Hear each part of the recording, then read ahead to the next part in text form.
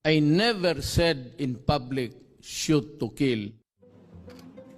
Kaya may order sa dyan, shoot to kill kayo. Wala akong pakialam dyan sa human rights. I don't give a shit kung anong gusto nila. This campaign, shoot to kill, will remain until the last day of my term. My orders are sa police pati military. Shoot them dead. Mahirap kayo. Putang ina. Sige. Magtiis kayo sa hirap at gutom. Wala akong pakialam. I hate corruption. Hindi ako nagmamakalinis. Marami rin akong nanakaw puro naubos na. So, wala na.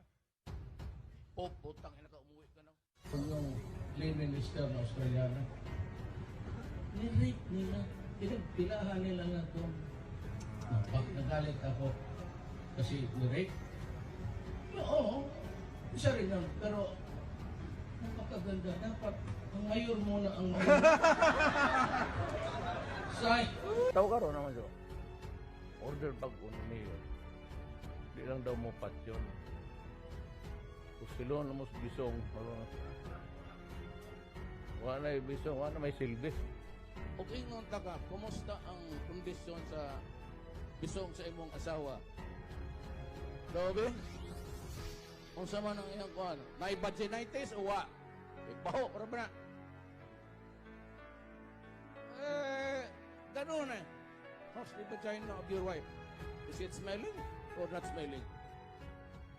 Give me the report. Ay, yung mga